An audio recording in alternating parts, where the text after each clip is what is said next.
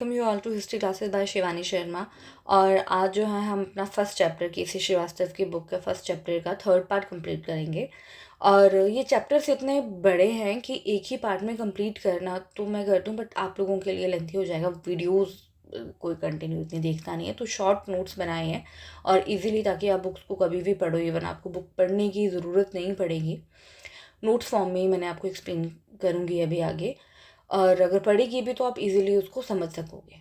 ठीक है, तो थर्ड पार्ट है हमारा, उसका टॉपिक है इतिहास जानने के साधन, कि हमारे कौन कौन से रिसोर्सेज हैं कि जिनसे हम अपनी हिस्ट्री को जान सकते हैं। तो जनरली हमारे 3 साधन हैं इतिहास जानने के साधन।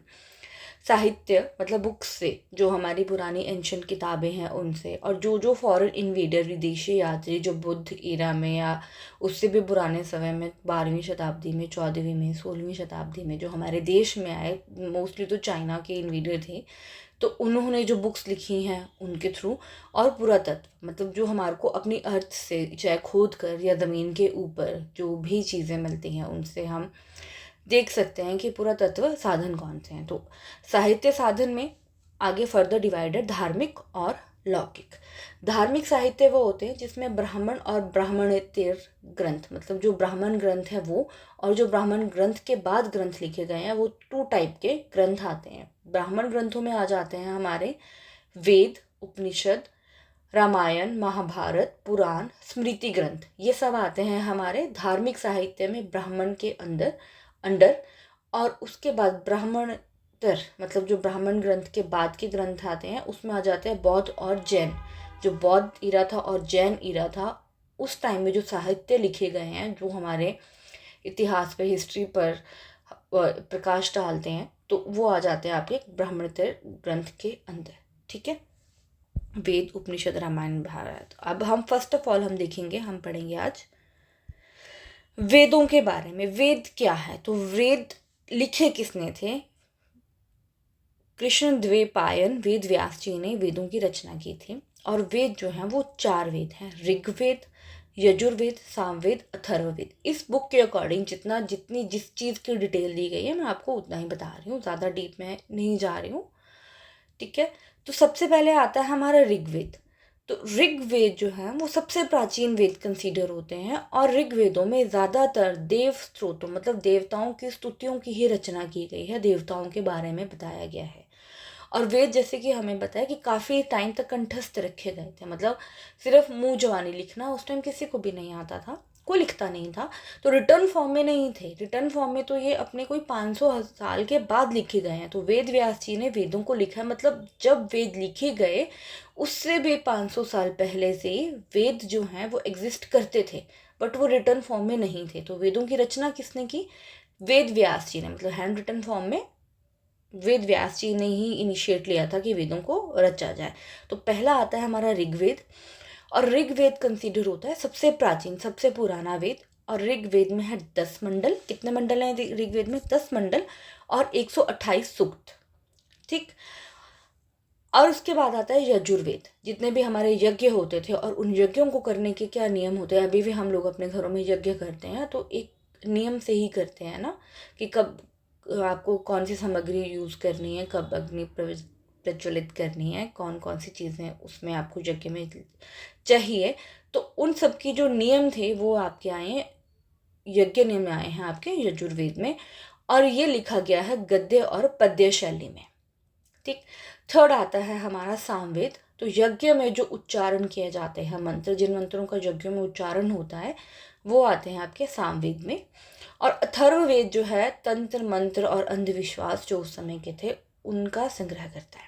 ठीक, और अथर्ववेद में 731 मंत्र हैं और 6000 पद्य हैं। ठीक है, और चारों वेदों के एकत्रित स्वरूप को संहिता कहते हैं। क्या कहते हैं? संहिता। अगर कहीं आ जाए या कुछ भी क्वेश्चन हो कि संहिता किसे कहते हैं, आपको ऑप्शंस दी हो, तो चारों वेदों का जो एकत्रित स्वरूप है उसे संहिता कहा जाता है। और नेक्स्ट आ जाते हैं, हमारा टॉपिक है ब्राह्मण। ब्राह्मण क्या होते हैं? वह ग्रंथ जो वैदिक संहिताओं की व्याख्या करते हैं। वैदिक संहिताएं तो हैं, मतलब ऋग्वेद, यजुर्वेद, सामवेद, अथर्ववेद तो हैं, जो उनको एक्सप्लेन कौन करते हैं? उनको ब्राह्मण करते हैं। मतलब अब मंत्र लिखा गया है, उस मंत्र को एक्सप्लेन जो करेगा उसको क्या करेंगे हम, ब्राह्मण कहेंगे, और ये गद्य फॉर्म में लिखे गए हैं। ठीक है, तो ऋग्वेद को एक्सप्लेन करता है ऐत्रेय ब्राह्मण, यजुर्वेद को एक्सप्लेन करता है तैत्तिरीय, और सामवेद को पंचविश, और अथर्ववेद को गोपथ। ठीक, ये आ जाते हैं, कई बार ऑब्जेक्टिव्स आ जाते हैं, तो ऋग्वेद आपको मैच करने होते हैं। 4 ऑप्शंस दे देंगे आपको और आपको मैच करना है कि ऋग्वेद ऐत्रेय, यजुर्वेद तैत्तिरीय, सामवेद पंचविश और अथर्ववेद गोपथ। नेक्स्ट आते हैं हमारे वेदांग व सूत्र। उच्चारण, अभी मैंने आपको कहा कि वेद काफ़ी टाइम तक लिखे नहीं गए थे, ओरल फॉर्म में थे, तो ओरल फॉर्म में थे। अब कोई इंसान स को श बोलता है, ठीक, तो आ गया शब्द में, आ गया कोई शब्द कहेगा और कोई शब्द कहेगा, तो उस चीज़ में फ़र्क आ गया।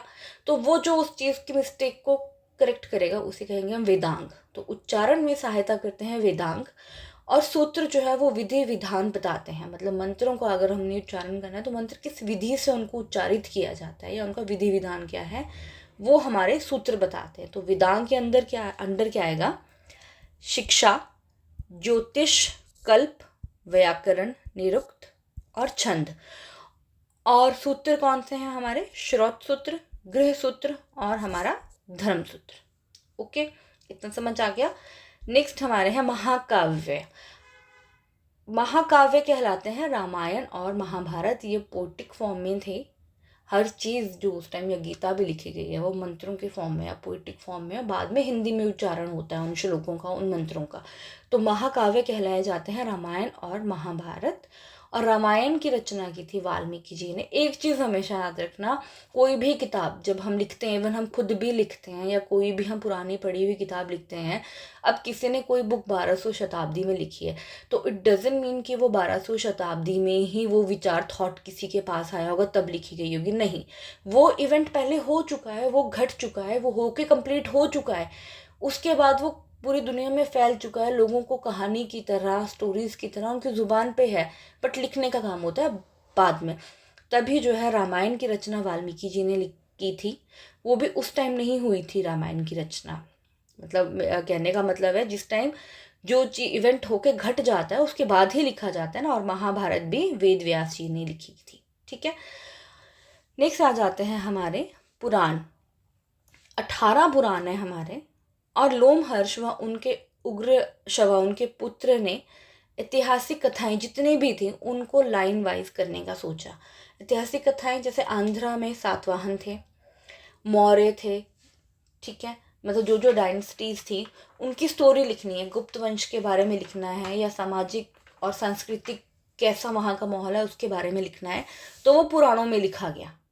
ओके, इन कथाओं को, कहानियाँ हैं पुराणों में कि उस टाइम, और उन कहानियों की बुक्स की जो हेडिंग है वो नाम है, ठीक है। और मत्स्य पुराण है पहला। मत्स्य पुराण जो है वो किसके बारे में हमें बताता है, मत्स्य पुराण हमें बताता है सातवाहन के बारे में बताता है। नेक्स्ट आता है हमारा मार्कंडेय, भविष्य, भागवत, ब्राह्मण, ब्राह्मण वैवर्त, ब्रह्म, वामन, वाराह, विष्णु पुराण हमें बताता है मौर्य साम्राज्य के बारे में। क्वेश्चन आ सकते हैं कौन सा पुराण हमें मौर्य साम्राज्य के बारे में बताता है। पुराण मीन्स कथाएं, उस टाइम की जो किस्से कहानियां थी उन्हें लोमहर्ष व उनके पुत्र उग्रश्रवा ने पुराणों के फॉर्म में लिखा, और ये 18 पुराण है। ठीक है, वायु जो है हमें किसके बारे में बताता है, गुप्त वंश के बारे में। नेक्स्ट अग्नि पुराण बताता है हमें, ये पूरा लिखा नहीं है मैंने, सामाजिक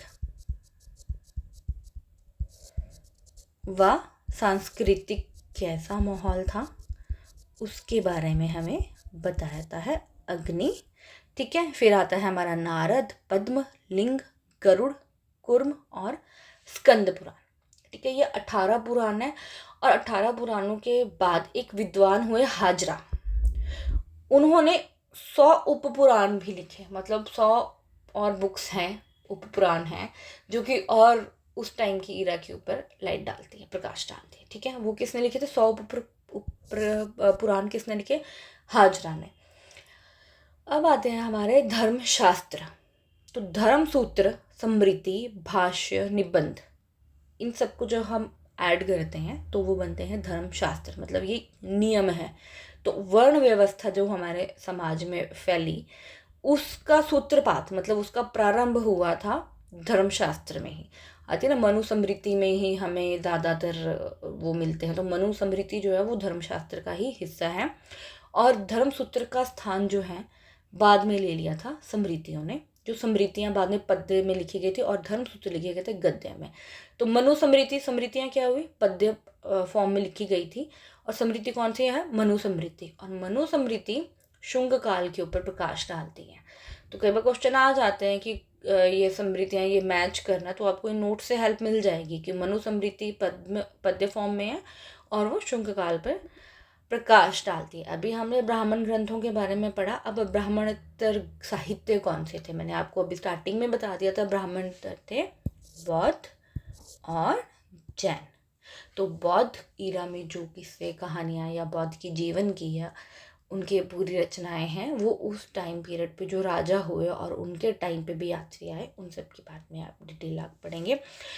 बुद्ध की मृत्यु के बाद उनकी शिक्षाओं को संकलित करके उनकी जो बुद्ध के थॉट्स थे उन सबको 3 किताबों में बांट दिया गया था, और इन तीनों को कहते हैं त्रिपिटक।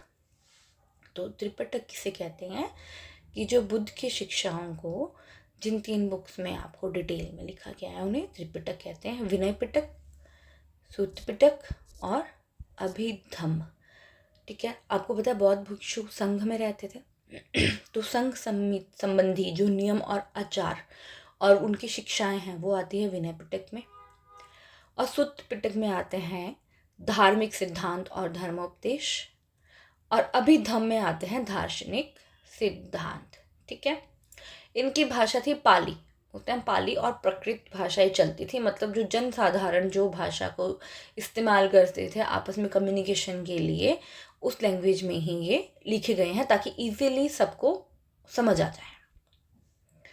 और निकाय कहते हैं सिद्धांत, जो बुद्ध के सिद्धांत और कहानियाँ थी उनकी कलेक्शन को कहते हैं निकाय, और जो बुद्ध के पूर्व जन्म की कहानियाँ थी उनको कहते हैं जातक कथा। दंत कथाएं, जातक कथाएं आपने सुनी होगी हिंदी में जो आती हैं। तो जातक कथाएं क्या हुई, बुद्ध के पूर्व जन्मों की कहानियों का संग्रह है वो जातक कथाएं। बौद्ध धर्म के 2 ग्रंथ थे जो कि मौर्य समाज पर प्रकाश डालते थे, जो मौर्यों का इतिहास था। एक था दीपवंश और एक है महावंश, और इनकी रचना की है पाली भाषा में। ठीक है, नागसेन एक कश्मीरी मॉन्क थे जिन्होंने मिलिंद पन्हू नाम की, मतलब मिलिंद के प्रश्न नाम की बुक लिखी है, वो भी बौद्ध ईरा में ही लिखी है। मिलिंद एक यूनानी बैक्ट्रिया के राजा थे, वहाँ पर नागसेन जो है आपस में बौद्ध धर्म का प्रचार करते हुए वहाँ पहुँच गए थे। तो मिलिंद पन्हू ने क्वेश्चन पूछे उन्हें बौद्ध धर्म के बारे में, और उन क्वेश्चंस का आंसर दिया नागसेन ने, और उन क्वेश्चन आंसर के ऊपर जो बुक है उसको कहते हैं मिलिंद पन्हू, वो नागसेन ने लिखी है। ठीक है, तो नागसेन जो थे वो कश्मीरी मॉन्क थे। ठीक है, और मिलिंद पन्हू जो थे यूनानी थे। ओके, तो अगर कभी भी क्वेश्चन आए तो आप इसका आंसर दे सकते हैं। ठीक है, और बौद्ध धर्म में बौद्ध धर्म जो है वो बाद में 2 ग्रुप्स में बंट गया था, 2 समुदायों में, हीनयान और महायान, 2 अलग अलग समुदाय थे।